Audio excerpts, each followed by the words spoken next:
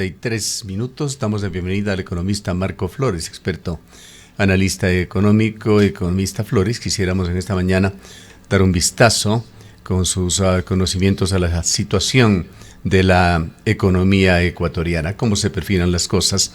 Hay diversos comentarios, el gobierno ha emitido una serie de informaciones dando el mensaje de que se va fortaleciendo, mejorando la economía ecuatoriana, de que productos de exportación no tradicionales están rompiendo récords en exportación y que las cifras económicas en general van mejorando, tema que se fortalece también con buenas relaciones con el Fondo Monetario Internacional o con una disminución del riesgo país. ¿Cómo ve usted la situación?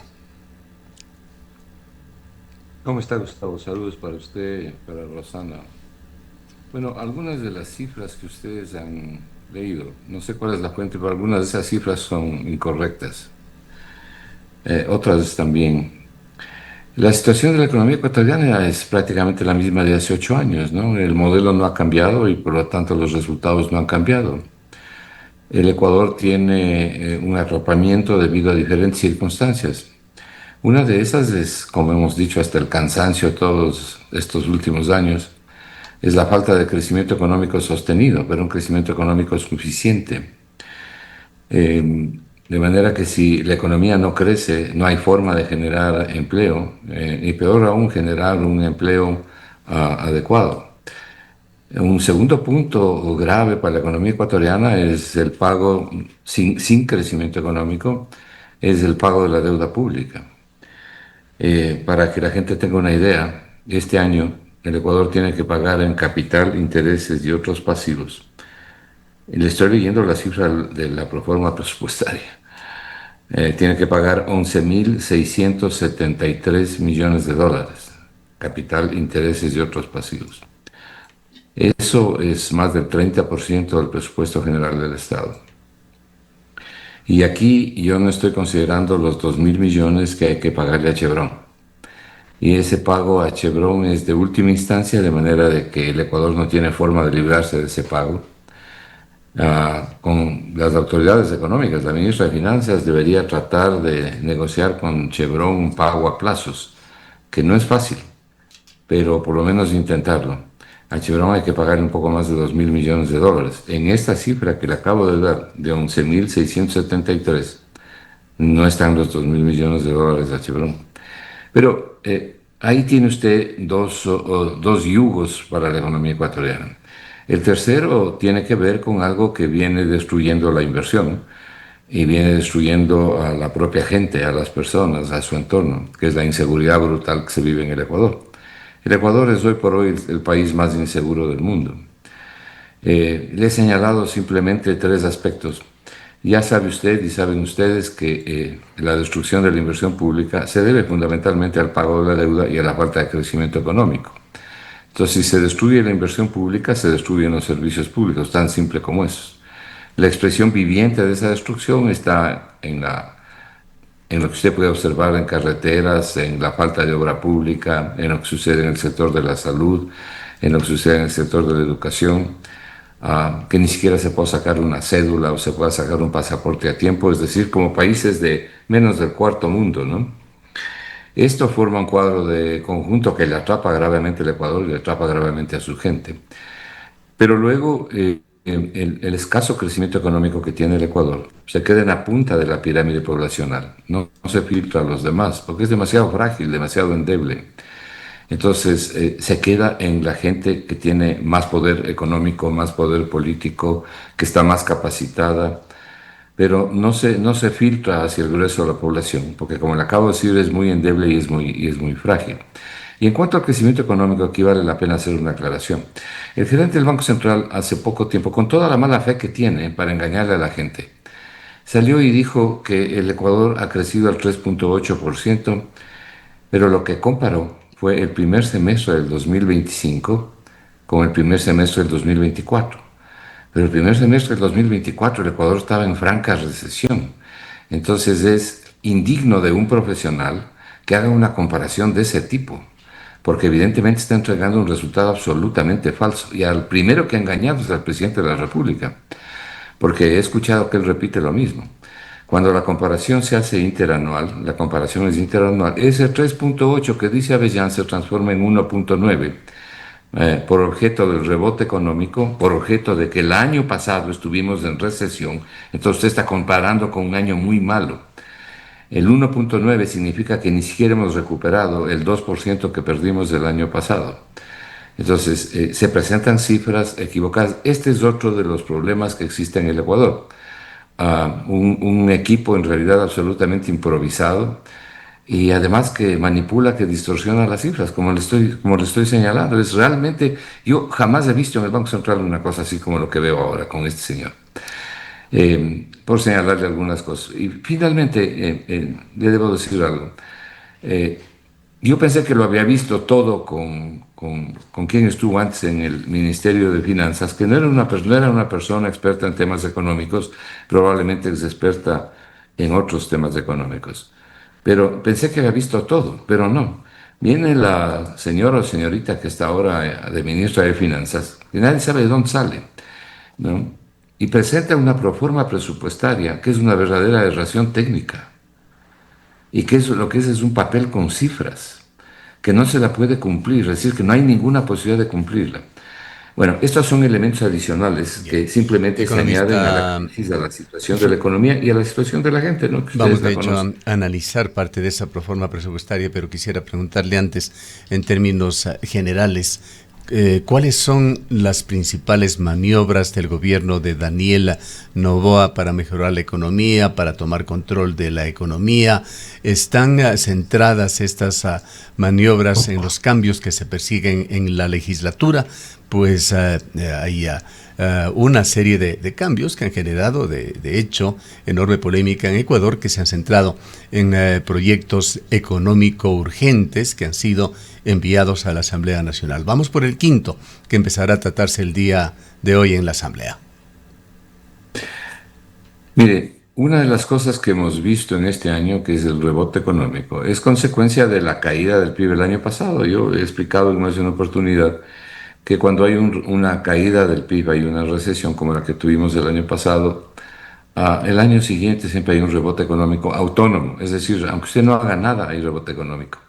Pero ese rebote económico ha sido impulsado un poco más por el gasto de campaña, así los 600 millones de dólares que se entregaron a la gente ha impulsado también la economía en estos primeros meses.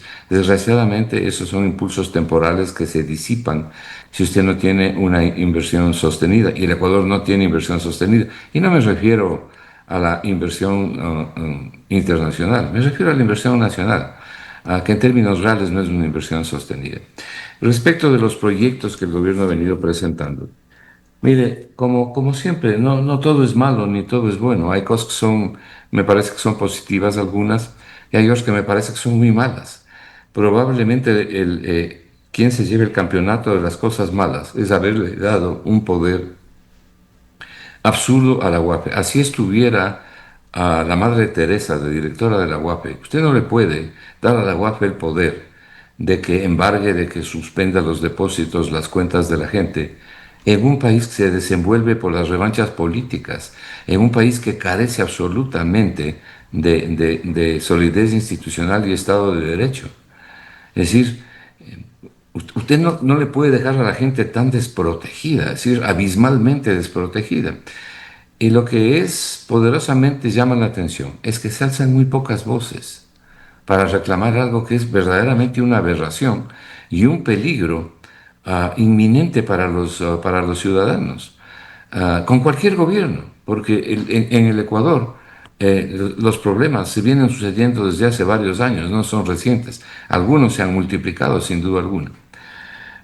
Entre las cosas positivas, por ejemplo, mire, yo estuve analizando estos días la situación del Seguro Social con los tales estos fideicomisos que tiene el Seguro Social. Entonces se propone una ley para que el Estado ah, analice cuál es la situación de los fideicomisos. Entonces, de mis investigaciones, yo encuentro que el IES tiene 373 fideicomisos. Para que la gente entienda qué es esto de los fideicomisos, es inversiones que ha realizado el IES plata que ha puesto el IES, por ejemplo, inversiones inmobiliarias. Hasta el mes de diciembre del año pasado, o sea, hasta fin de año pasado, tenía inversiones del IES en 373 fideicomisos, 373 inversiones en diferentes cosas, buena parte de ellos inmobiliarios, inversiones inmobiliarias. De esos 373, de acuerdo a la propia memoria institucional del año 2024 que revisé, 100 fideicomisos están, más bien dicho, fideicomisos por un valor de 100 millones de dólares están paralizados, lo cual significa que el Ecuador, el IES no está obteniendo ninguna rentabilidad. Y hay otros fideicomisos que la Perdóneme, ¿qué rentabilidad ha quiere sido decir más con baja, están paralizados esos fideicomisos? que no están produciendo nada al IES. Porque tienen diferentes problemas. Algunos no funcionan, no se han hecho las cosas que debían haber hecho, que están establecidas en las propias relaciones Se tiene contractuales, 100 millones de dólares ociosos, en otras palabras. pero de los 373 nada más. Estoy refiriéndome solamente a los fideicomisos. Pero el IES tiene un paquete de inversiones de 26.300 millones de dólares, ¿no? Entonces, me parece bien que el gobierno, con el propio BIES, me refiero al BIES, con el propio BIES y los trabajadores, comiencen a ver de manera inmediata qué se puede hacer para solucionar este que es un serio problema para el propio banco del IES. Es decir, no se pueden quedar cruzados de brazos. Bueno, una posibilidad está abriendo esta nueva ley. Esta es una cosa que a mí me parece positiva. Hay otras que no me parecen positivas, pero trabajemos con lo positivo. Ya, Me parece puede muy también malo. dar su punto de vista porque están ligados y se ha propuesto un tratamiento a través de la misma ley. ¿Qué es lo que se persigue con el tema de los quirografarios? Iniciemos señalando quizá una cifra, usted es muy bueno para manejarlas y analizarlas. ¿Cuánto maneja el IES en créditos quirografarios? ¿De qué cantidad de dinero estamos hablando? No lo sé, no tengo la cifra en este momento, tendría que chequearla. Pero en todo caso estoy seguro que es una cifra importante porque ha variado mucho en los 7 mil últimos millones tiempos. de dólares han dicho algunos expertos en el IES. Probablemente un poco más, probablemente un poco más. Eh, lo que pasa es que también hay una cartera vencida, ¿no? Que viene arrastrándose la cartera vencida porque hay gente que no puede pagar. Le voy a dar un dato para que usted vea a la gente que no puede pagar. La red de instituciones de educación privada católicas hace poco presentó un informe indicando que en los últimos 5 años 600.000 estudiantes han salido de la educación privada porque no la pueden pagar. Eso le da a usted un promedio de 120.000 estudiantes que dejan de asistir a instituciones privadas porque sus padres o ellos mismos ya no tienen capacidad para poder pagar. Cuando se habla de el crecimiento del PIB, una medida que nosotros siempre miramos es el ingreso per cápita. El ingreso per cápita es el PIB dividido para la población. Entonces, ahí es donde ha manipulado el Banco Central. Esta es otra de las manipulaciones del Banco Central. Y desgraciadamente le ha contagiado al INEC también. Entonces, queremos tener un ingreso per cápita alto. El problema del ingreso per cápita es que es un promedio. Entonces, en el promedio están los que ganan mucho dinero, los que ganan buen dinero, los que ganan un dinero mediano, los que tienen ingresos bajos y los que tienen ingresos muy bajos y los que no tienen ingresos. Es el promedio de todo eso. Entonces, cuando usted habla de un ingreso per cápita, hay mucha gente que está por debajo del ingreso per cápita. ¿Cuántos están por debajo del ingreso per cápita en el Ecuador? Más de 7,5 millones de personas. Están muy por debajo del ingreso per cápita. Las cifras que les he dado tantas veces aquí. La pobreza multidimensional, ayer volví a hacer los cálculos, afecta a 7,5 millones de personas. Son graves carencias y privaciones con las que vive la gente. Entre esas, agua potable, salubridad, falta de acceso a medios adecuados de vida, ¿no? Alimentación, salud, en fin. Y claro, recordémosle a la gente, tenemos 5 millones de personas viviendo con menos de $3 al día y 2,100,000 personas viviendo con menos de $1,70 al día. Todos estos están por debajo del ingreso per cápita del Ecuador, ¿no? Entonces, cuando usted analiza el crecimiento del PIB, es el Estado el que tiene que redistribuir los recursos del crecimiento. Pero mire lo que ha venido pasando aquí. A las élites no les gusta pagar impuestos. Entonces, se perdonan los impuestos a sí mismos y acuden a las remisiones tributarias, pero al resto le dejan con los impuestos arriba. Dicho sea de paso, esa cifra de la presión fiscal que ustedes tienen es incorrecta. La presión fiscal, o sea, la relación de impuestos respecto del PIB en el Ecuador, no es 13%, es 21% en el Ecuador de toda la población. Pero si la relación se hace con relación a quienes pagan, esa presión fiscal sube al 33%. Es decir, el Ecuador tiene una presión fiscal sumamente elevada, con una pésima distribución del ingreso, lo cual agrava las cosas. Una fórmula o una forma de mejorar la situación de la gente es bajar los impuestos. Pero en el Ecuador, quienes se bajan los impuestos son las élites, porque una forma de bajarse los impuestos es no pagar multas, intereses y recargos y acudir a este deporte de las remisiones tributarias que le ha significado tanto dinero al Ecuador, tanto dinero que no ha cobrado. Y la otra forma que tienen y que no se ha hecho nada, y el Fondo Monetario incluso está pidiendo que se haga algo, es que anualmente el SRI deja de cobrar un promedio de 1.250 millones que le están regalando a las grandes empresas, no a las empresas, a las grandes empresas. Entonces, ellos se quitan los impuestos, ellos se aprueban tratamientos preferenciales y sin embargo a la gente le dejan liquidada con un IVA más alto, con combustibles costosos en relación a la capacidad adquisitiva de la gente. Sin embargo, el Banco Mundial le contradice al INEC, porque el INEC ha caído ahora en las cifras. Imagínese usted que el INEC, que venía presentando los salarios reales del Ecuador con base a un año, con relación a un año base, ahora tome el año pasado para establecer los salarios reales. Eso tiene un nombre, se llama ser cínicos. Entonces, ventajosamente el Banco Mundial calcula cuál es el salario real de los países latinoamericanos y cuál es el poder adquisitivo. Y el Ecuador está al último en cuanto a poder adquisitivo. Economista Flores, por la importancia coyuntural del momento, le insisto en la pregunta sobre el tema de los quirografarios, aunque nos señala usted no estar al tanto de las cifras. Se habla de esos 7.000 millones, de los cuales unos 2.000 millones serían de interés.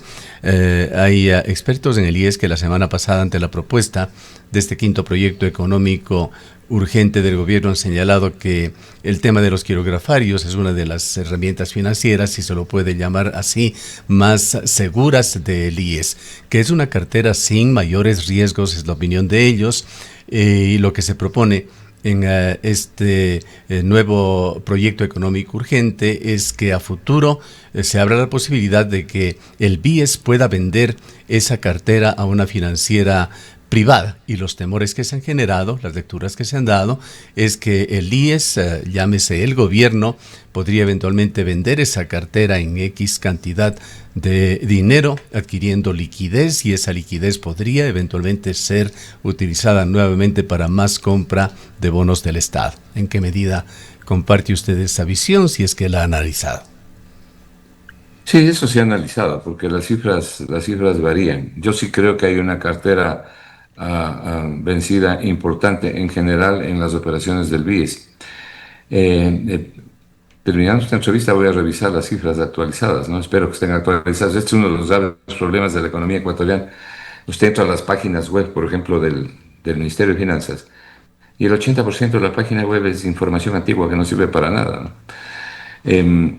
Pero la posibilidad de que el BIES venda cartera, ¿cuál cartera? ¿La cartera morosa? ¿La cartera que no se cobra o la cartera que está vigente? Esa es la primera pregunta que hay que contestar. ¿Por qué va a vender la cartera que está vigente, la cartera que el BIES está cobrando? Seguramente se refieren a vender la cartera morosa. Eso significaría, obviamente, una reducción en el valor de la cartera para que sea atractivo y compren, ¿no? Bueno, Y la los ley, privados obviamente, sin un reglamento, no entra en esos detalles, pero simplemente abre la posibilidad de que el BIES pueda vender esa cartera. Sí, yo no creo que sea una mala idea que el BIES pueda vender la cartera, dependiendo de qué cartera y bajo qué condiciones, y a quién se la vende también. No me parece que esa sea una mala idea. Y la otra cosa que es importante es que el BIES se maneje como un banco de inversión. Eso me parece positivo. Yo he escuchado aquí varias voces críticas. En el Ecuador a veces la gente habla sin informarse, ¿no? O a menudo habla sin informarse. Que una institución se maneje como un banco de inversión significan buenos controles bancarios. La superintendencia de bancos evidentemente tiene también que mejorar los controles. Pero al interior del BIES, un banco de inversión hace una buena relación de riesgo-rentabilidad, por ejemplo, ¿no? Hace una buena relación de créditos concedidos respecto de plazos de recuperación y en general se preocupa de tener buenos indicadores, de no asumir riesgos que le pueden significar una pérdida de recursos. Así funcionan los bancos de inversión y eso es algo positivo. Entonces, me parece que eso es bueno. La otra cosa que se debe hacer es que los miembros del directorio del BIES sean elegidos autónomamente por los dueños del BIES. ¿Y quiénes son los dueños del BIES? Son los trabajadores. Pero el Estado debe tener alguna participación.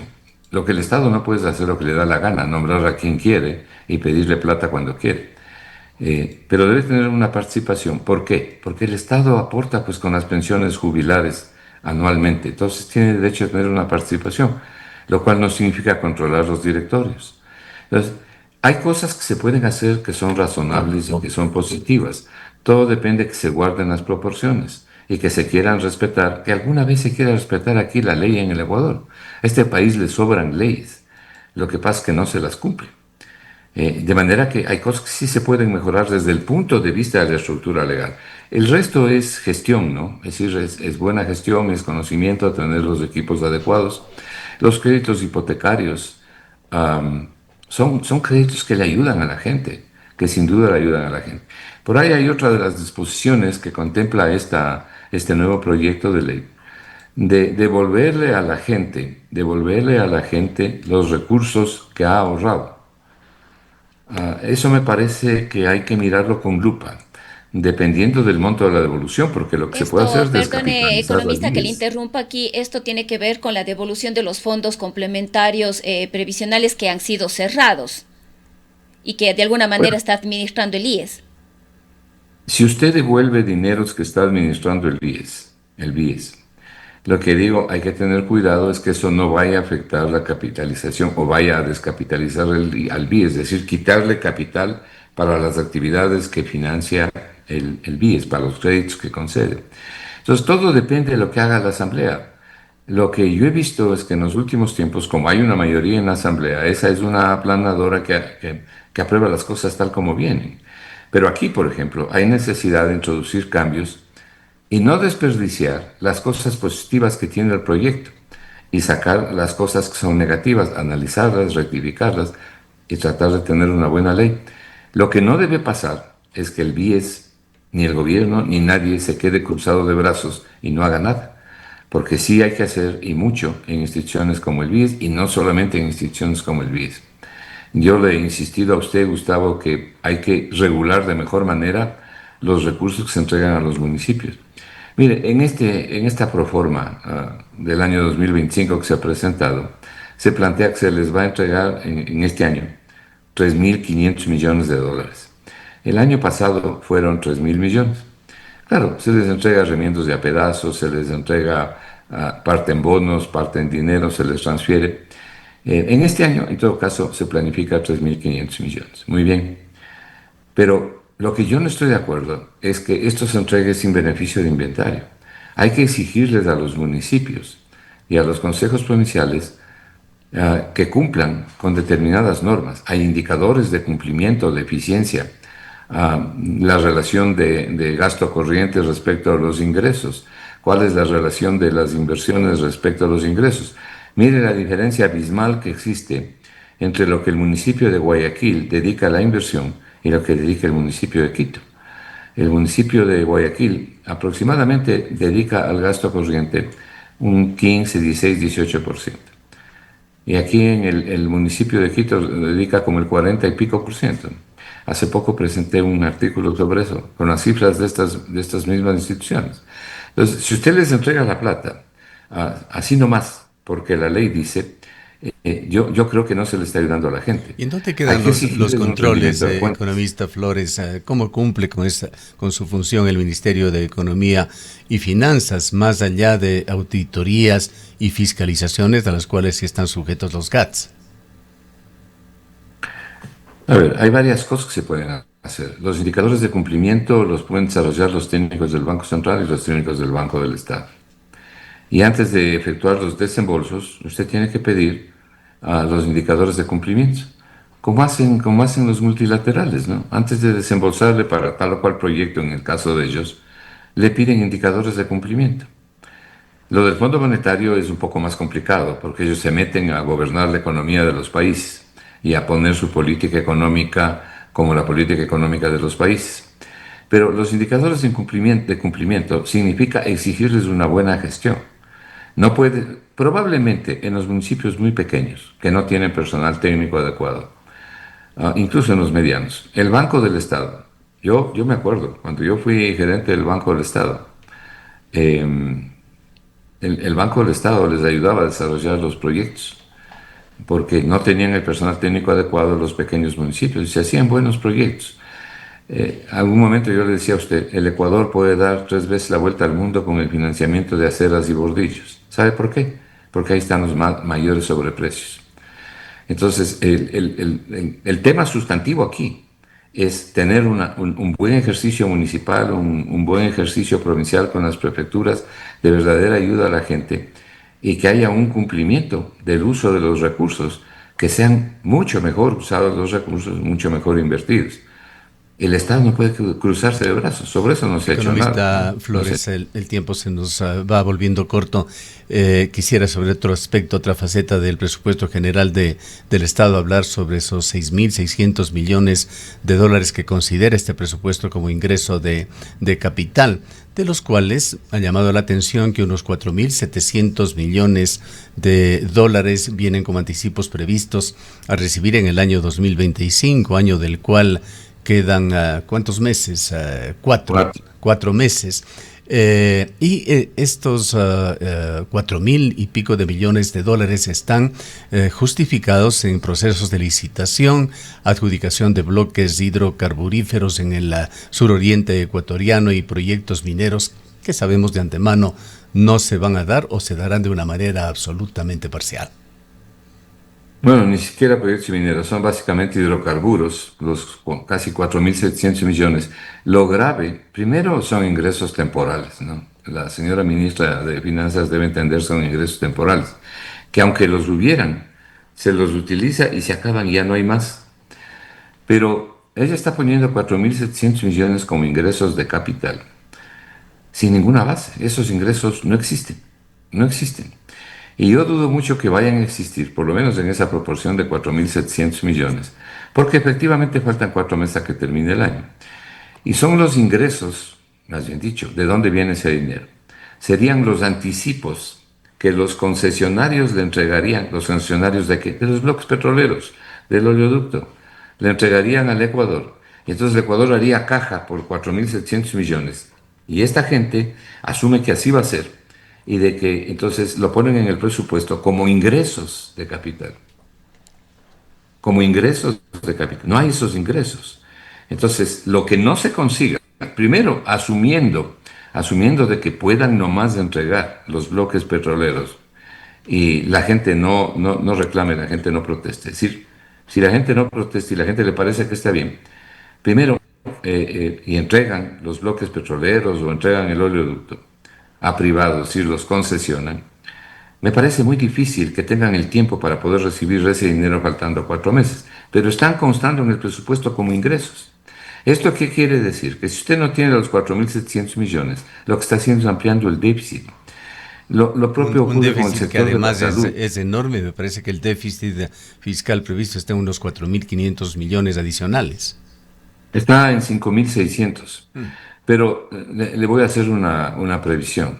Yo no creo que eso se vaya a cumplir. Y le explico rápidamente por qué. El año pasado, el presupuesto del Estado fue 36.000 millones, 36.063 millones de dólares. Y lo que se ejecutó fue un poquito más de 32.000 millones. Es decir, nos quedamos por debajo del presupuesto más de 3.000 millones de dólares. ¿Qué quiere decir eso? Que el presupuesto se subejecutó. Luego viene la segunda subejecución, que es en cada una de las instituciones, ¿no? Ministerios, instituciones que no ejecutan lo que el Ministerio de Finanzas les ha entregado. Pero lo que realmente el Ministerio de Finanzas codificó fue un poco más de 32.000 millones, más de 3.000 millones por debajo de lo presupuestado. Entonces, evidentemente, así bajó el déficit. La otra forma que tienen de bajar del déficit es lo que yo llamo esconder la basura debajo de la alfombra. Toman 2.000, 3.000 millones, generalmente está entre 2.000 y 3.000 millones, que no han pagado y lo pasan para pagos del próximo año. Entonces incrementan la bola de pagos pendientes que tiene el Ministerio de Finanzas. Y dicen, este es el déficit. Sí, ese es el déficit. ¿Por qué? Porque subejecutaron y porque pasaron pagos para el próximo año, pero es un déficit irreal. Entonces, algún momento, por el mes de abril, por ahí, yo discutía con un representante del Fondo Monetario y de algunos bancos de inversión que vinieron al Ecuador, y me decían, aquí se ha hecho un gran esfuerzo por bajar el déficit a 2.800 millones de dólares. Yo le decía, ¿y quién le ha dicho a usted que es el déficit? Y cuando les expliqué cómo era, bueno, se dieron cuenta que realmente no es así. Entonces, esa es una forma ficticia de bajar el déficit, pues, ¿no?